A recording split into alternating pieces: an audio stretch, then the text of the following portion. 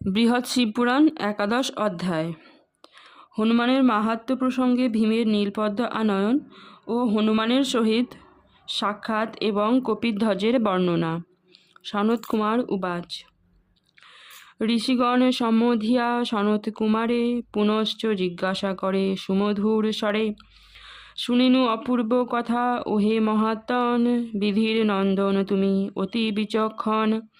কপিধ্বজ নাম কেন অর্জুনের হয়, সেই কথা প্রকাশিয়া বল মহাশয়। কিরূপে হনুর রোম ধনঞ্জয় পায়, বিস্তারিয়া বল তাহা আমা সবাকায়। এতেক বচন শুনি বিধির নন্দন, কহিলেন শুনো শুনো ওহে ঋষিগণ। পাণ্ডীর 5টি পুত্র বিখ্যাত ভুবনে, মধ্যম শ্রী ভীমসেন জানে সর্বজনে। তৃতীয় অর্জুন নাম মহাবলধর, শুনো শুনো ওহে যত তাপস নিকর। পাণ্ডব মহিষী যিনি দ্রৌপদী আখ্যান, কমলা রূপিণী দেবী সুন্দর সুঠাম। একদা বাসনা তার হইল অন্তরে, পূজিবেন নীলপদ্ম দেব দেবেশ্বরে। কে আনিবে নীলপদ্ম করেন চিন্তন, হেন কালে বৃকোদর উপনীত হন। কৃষ্ণার চিন্তিত দেখি কহে বৃকোদর, কেন প্রিয়ে হেরিতেছি বিষণ্ণ অন্তর। আমা সভা বিদ্যমানে কি খেদ তোমার, কেন আজি পূর্বমত না করো বিহার। কেন চিন্তা কুল তুমি কিসের কারণ, প্রকাশ করিয়া বলো আমার সদন। কিসের অভাব তব ওগো প্রিয়তমে, বিবরিয়া বল দেবী আমা সন্নিধানে। মনের বাসনা তব করহ বর্ণন, তোমার কামনা আমি করিব পূরণ।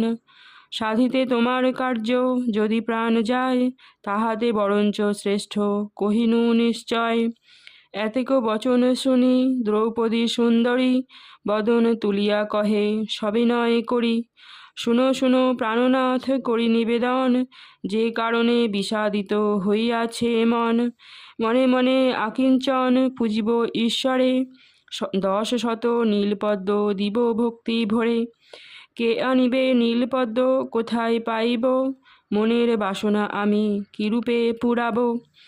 এই চিন্তা করি আমি হয়েছি কাতর, এই হেতু সদা মম ব্যাকুল অন্তর। নতুবা অপর আর নাহিক কারণ, প্রাণনাথ তব পাশে করি নিবেদন। এতেক বচন শুনি বৃকোদর কয়, সামান্য কারণে তব ব্যাকুল হৃদয়। সহজে অবলা জাতি অল্প বুদ্ধি ধরে, সামান্য কারণে আছো ব্যাকুল অন্তরে। 10 নীলপদ্ম অতি তুচ্ছ জ্ঞান, আনি দিতে পারি আমি সহিত উদ্যান। স্থির হও বিধুমুখী না হও কাতর, পুষ্প হেতু যাব আমি অতীব সত্বর।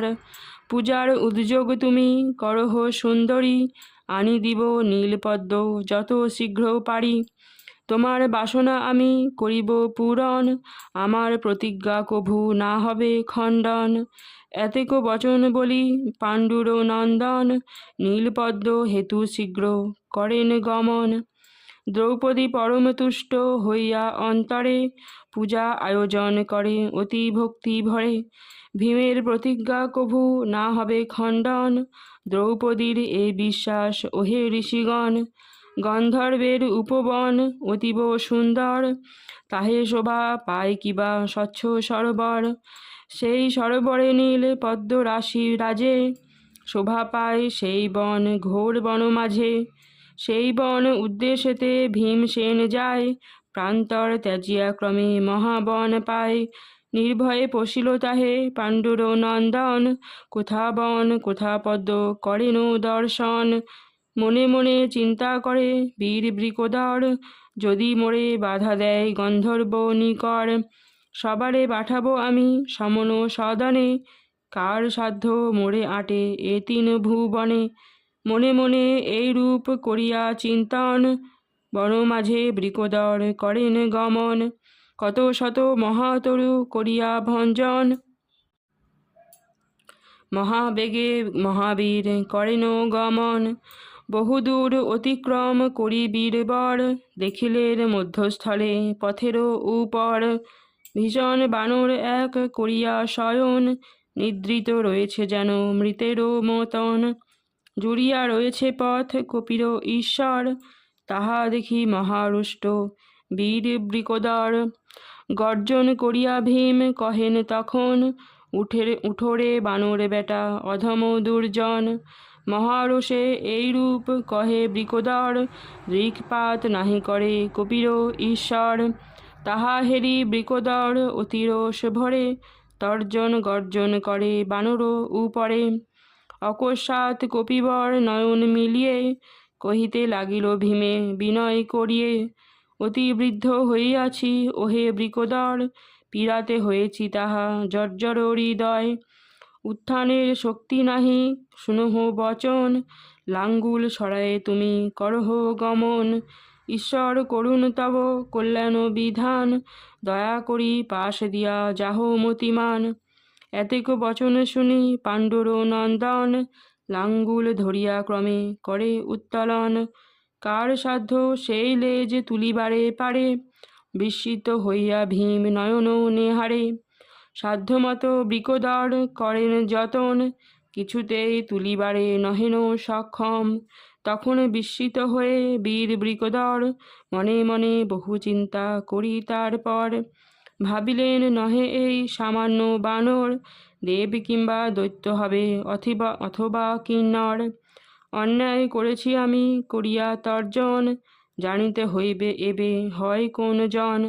এত ভাবি সবে নয়ে ধীরে ধীরে কয়, শুনো শুনো কপিরূপী ওহে মহোদয়। সামান্য বানর তুমি নহে তো কখনো, কৃপা করি বলো তুমি হও কোন জন। না বুঝে করেছি দোষ ক্ষম অপরাধ, প্রকাশ করিয়া বলো করি প্রাণীপাত। এতেক বচন শুনি কহে হনুমান, শুনো শুনো পাণ্ডুপুত্র তুমি হে ধীমান। বায়ুর নন্দন তুমি ওহে বৃকোদর, হনুমান মম নাম বায়ুর কোঙর। আসিয়াছ বন মাঝে পদ্মেরও কারণে, জানিতে পেরেছি তাহা কহি তব স্থানে। তোমার কারণে আমি আসিয়ে হেথায়, কপটে শুইয়া আছি কহিনু তোমায়। সম্বন্ধেতে ভ্রাতা তুমি ওহে বৃকোদর, তোমার মঙ্গল বাঞ্ছে আমারও অন্তর। এই হেতু তোমা বীরে করিতে দর্শন, পথি মাঝে আছি ভাই করিয়া শয়ন। তোমারে হেরিয়া বড় লোভিনু পীড়িত, এখন বলিব যাহা শুনহ বিহিত। দেখিতেছি তিন পথ তিন দিকে যায়, বাম পথে চলি যায় কহিনু তোমায়। অন্য পথে গেলে নাহি কার্যসিদ্ধি হবে, অধিকন্তু অমঙ্গল অবশ্য ঘটিবে। বাম পথে এবে তুমি করহ গমন, আমার বরেতে হবে কামনা পূরণ। বহুদূর অতিক্রম করিলে ধীমান, নয়নে পড়িবে তব সুন্দর উদ্যান। গন্ধর্ব উদ্যান সেই কহিনু তোমায়, নীলপদ্ম আছে বহু জানিবে তথায়। তথা হতে নীলপদ্ম করিয়া গ্রহণ, কৃষ্ণার বাসনা শীঘ্র করহ পূরণ। আমার বরেতে তুমি বিজয়ী হইয়ে, সানন্দে গৃহেতে যাবে নীলপদ্ম লয়ে। এতেক বচন শুনি ভীমসেন কয়, শুনো শুনো নিবেদন ওহে মহোদয়। রুদ্ররূপী তুমি দেব বীর হনুমান, তোমার চরণে করি অসংখ্য প্রণাম। তব তত্ত্ব কে বুঝিতে জগত মাঝারে, যেই জনে সেই ভজে একান্ত অন্তরে। ত্রেতা যুগে কত কাণ্ড করিয়াছ তুমি, তোমার সাহায্যে সীতা পায় রঘুমণি। অধিক বলিব কিবা ওহে মহোদয়, কৃপা করি দেহবর হইয়া সদয়। হনু কহে বৃকোদর কিবা অভিলাষ, অবিলম্বে মম পাশে করহ প্রকাশ। দানযজ্ঞ যদি হয় তোমার প্রার্থনা, অবশ্য সফল হবে পুরাব কামনা। এতেক বচন শুনি কহে বৃকোদয়, নিবেদন করি প্রভু তুমি শঙ্কর। অন্য কোনো বরে মম প্রয়োজন নাই, যাহা মাগি নিবেদন করি তব ঠাঁই। কুরুসহ পাণ্ডবের হইবে সমর, সাহায্য করিবে তুমি চাহি এইবার। মোদের পক্ষেতে যাবে সমর অঙ্গনে, এইবার মাগি দেব তোমারও সদনে। ভীমের বচন শুনি বীর হনুমান, কহিলেন শুনো শুনো ওহে মতিমান। যা বলিলে সত্য বটে উচিত আমার, কিন্তু এক কথা বলি শুনো গুণাধার। ত্রেতা যুগে রাম পাশে আছিনু কিঙ্কর, দশানন সহযুদ্ধ করেছি বিস্তর। কত শত রাক্ষসেরা মম বাহুবলে, নিপতিত হয়ে গেছে সমন আগারে। সেই একদিন গেছে ওহ বৃকোদর, সেকালে একালে ভাব অনেক অন্তর।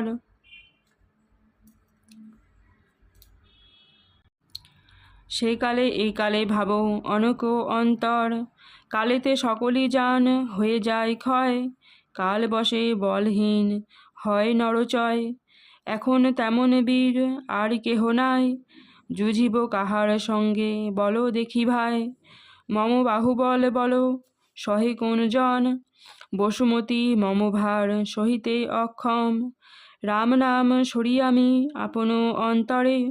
যখন দাঁড়াবো ভাই বসুমতী পরে, রসাতলে ধরা দেবী করিবে গমন। ছাড়খাড় হবে বিশ্ব ওহে সাধুজন, অতএব বলিতেছি শুনো বৃকোদর। আর আমি নাহি যাব করিতে সমর, এক গাছি রোম মম করহ গ্রহণ।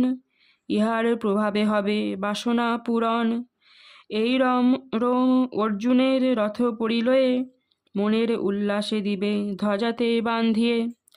কপিধ্বজ নাম পার্থ করিবে ধারণ, বিশেষ বিবরী বলি করহ শ্রবণ। যুদ্ধকালে এই রোমে মহাফল হবে, যুদ্ধকালে এই রোমে মহাফল হবে। অর্জুনের দেহবল ত্রিগুণ বাড়িবে, কুরুক্ষেত্র যুদ্ধ হবে হইবে ঘটন।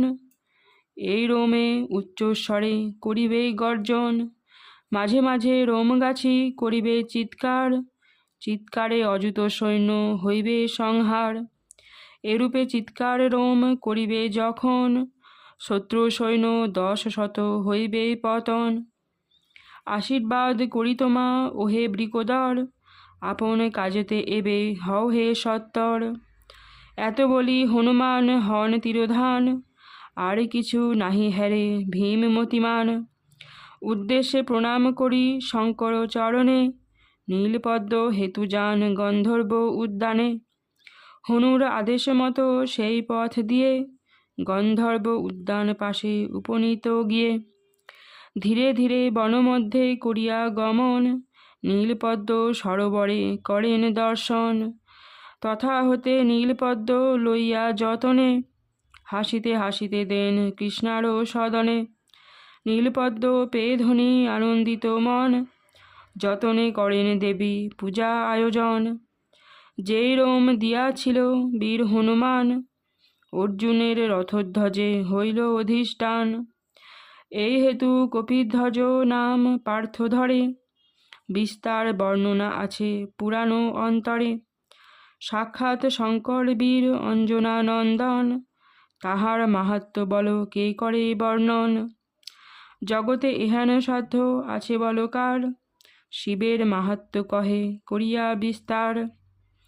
এই বিশ্ব শিবময় ওহে ঋষিগণ, অগতির গতি শিব অখিল কারণ। তাহারে তুষিতে যেই পারে ভক্তি ভরে, অন্তিমে সে জন যায় কৈলাস নগরে। পুরাণে সুধার কথা অতি মধুময়, বিবরিয়া দ্বিজকালী হরিশ হৃদয়।